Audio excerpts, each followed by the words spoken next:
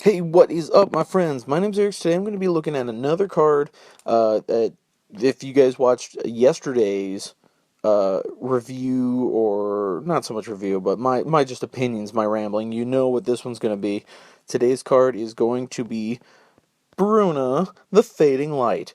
I will tell you now, I did not go over Bracella yesterday. I'm not going to go over it today because this is my opinion strictly on Bruna's face, not the backside. With those abilities, even though it is a 9/10 flying, first strike, vigilance, lifelink, on and on and on, it's just so good, but it takes a lot. So today is just based on Bruna, the Fading Light. 5 white white gets you a 5/7 legendary angel horror. When you cast Bruna the Fading Light, you may return target angel or human creature card from your graveyard to the battlefield, and she has flying and vigilance. Now, looking at that mana cost, I'm not a fan of. 7 is a little high, but I suppose if Gisela is going to be low, this one has to be high for the melding ability, because if you happen to make her a 4 or a 5 cost, then that's going to be that much quicker that you get out a 9/10 flying Eldrazi angel abomination thing. That's insane. But what I do like about it, and I do, this is where I think the cost is fair at 7 mana.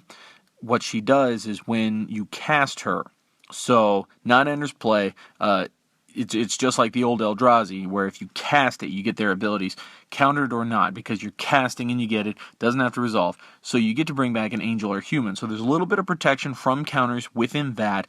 But let's say it doesn't get countered, you get for 7, you get a 5/7 angel. Plus, let's say you got Gisela in the graveyard, you entombed her or buried alive, some kind of reanimation effect.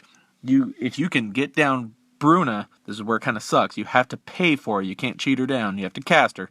If you cast Bruna, you bring back Gisela, and you can meld practically immediately. I haven't looked into it. I would bet that meld is a instant speed. If not, sorcery speed is not necessarily a bad thing. But looking at that, I do like it a lot. That cost, a little high, but, for other formats like EDH, where, big things are king, I like that a lot. You can bring back, say, a Chroma or Linvala, Iona. There's a lot of good, expensive angels you can bring back from the grave, so I will definitely have to pick up a Bruna myself. But we're not talking about that. We're talking about draft and standard here. Let's start with draft. Today I'm going to give it a 3.5. Not entirely sure if I should go that high. That feels a little generous. A 3. Let's stick with a 3.5, because if you get her down, it's 5/7. 7's a lot of toughness, flying, and vigilance, and she brings something back. In draft, you're not going to get too many angels or humans that are great, but you will get enough to make that ability relevant and actually go off. By the time you hit 7 mana, I'm sure everybody, every time, will have something in their graveyard in draft to bring back. On standard, a 2.5. It's kind of big and scary. A lot of toughness is good against red and combat-based decks, but I don't think you're going to play this a whole lot. I'm feeling like a lot of people are going to try to make Brazella, but they're not going to be able to do it, and if they do, it'll be scary and all, but I don't know. It's definitely going to wreak, if you get Brazella down, it's definitely going to wreak havoc on decks like mine, where it's focused on a lot of cards costing 3 or less, since Brazella makes it so the opponent can't cast spells with converted mana cost 3 or less. But aside from that, I think 7 mana for 5/7 Flying Vigilance, really high, even if she does bring back something from the grave. But I'm sure there are going to be plenty of people out there trying to do Brazella in Standard. 2.5 on Standard. Modern a 1.5. Too expensive. Big, yes, but too expensive. Doesn't impact the game that much right away. And I really don't think anybody's going to try to meld in Modern.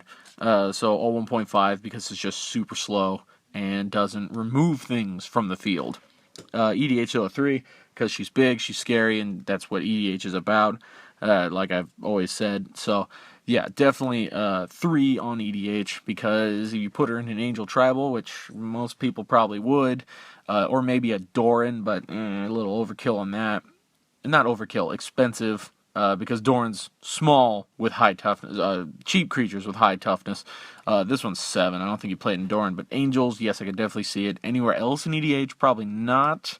Maybe if you got a lot of angels or humans in another deck, but I'm just rambling about an angel tribal here. So that's what I have to say about Bruna, the Fading Light. You have a different opinion, let me know down below. If you like what I have to say, leave a like. Check out the channel for more reviews I've done in the past. Subscribe for future reviews I will be doing, and thank you for watching. I'll see you all next time.